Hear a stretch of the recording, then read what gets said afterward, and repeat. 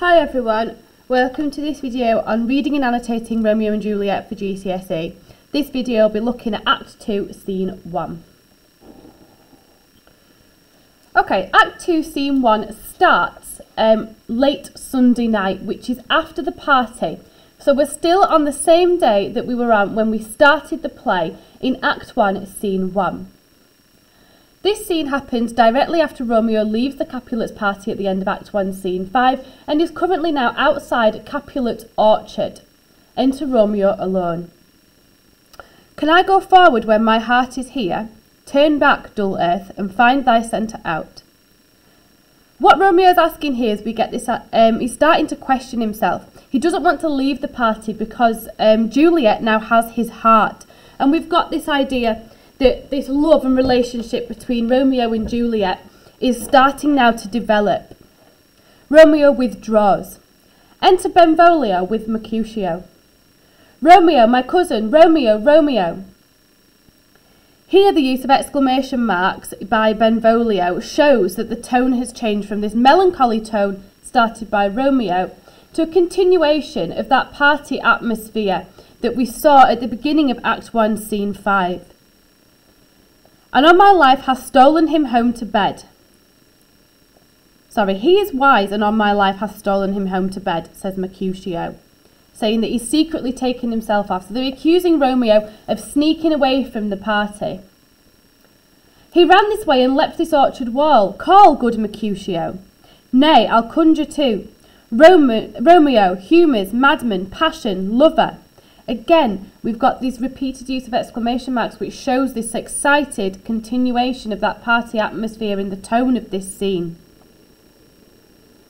We very much get the feeling that Benvolio and Mercutio are carrying on the party kind of after it's finished, and they're looking for Romeo, their friend.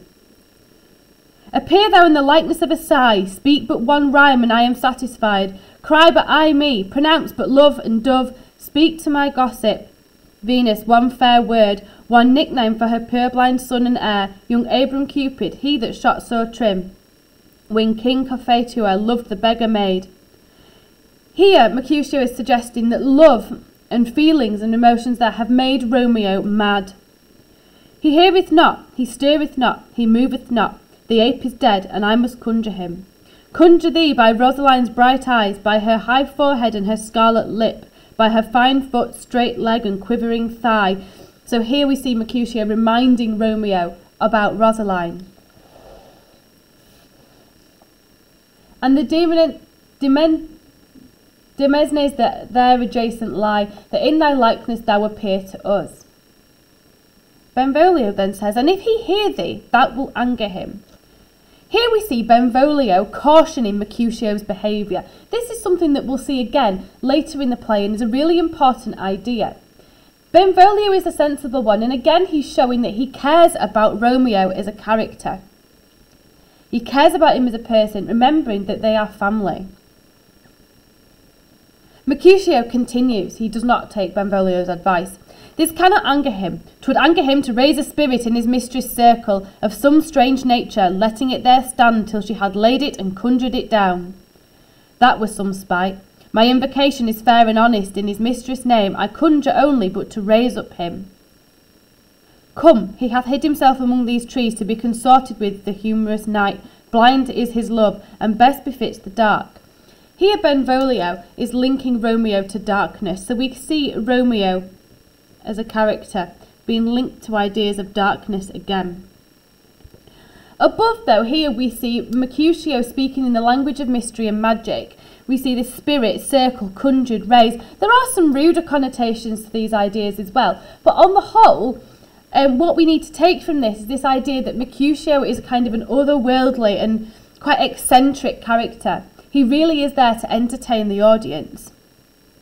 Mercutio continues, if love be blind, love cannot hit the mark.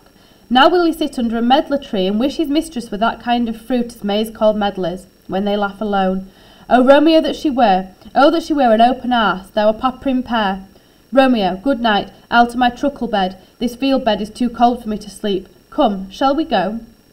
Go then, for 'tis in vain to seek him here that means not to be found, and Benvolio exits with Mercutio.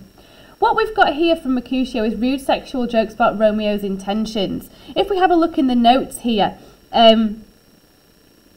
we see this talk about the medlar fruit. And this idea of a medlar fruit is a fruit that is often associated with female genitalia. So Mercutio is making rude jokes about Romeo's intentions for the rest of the evening. But most importantly, though, here we see more evidence of the fact that Mercutio is an entertainer. He adds to this short and excitable scene with his banter and his lightheartedness. Don't forget, we've just seen Act 1, Scene 5, which is really long, and seen that moment between Romeo and Juliet when they meet for the first time. So here, this really short scene is bursting with energy that really helps to kind of break up those longer scenes. We know because we're going on to Act 2, Scene 2 next, which is also a really long, drawn-out love scene between Romeo and Juliet.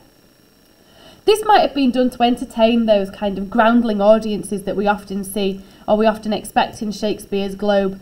Those longer scenes for that poetic language may be a little bit too complicated for some of the less intelligent members of a Shakespearean audience. So these kind of short, snappy, high energy, bawdy scenes that break those up could be used to keep them entertained and engaged as well. But most importantly here, we see the relationship between Benvolio, Mercutio and Romeo. We see Benvolio as the caregiver, the one who wants to protect and he wants to kind of look after Romeo. He cares about him as his cousin. And Mercutio is the entertainer, both for Benvolio, Romeo and the audience as well.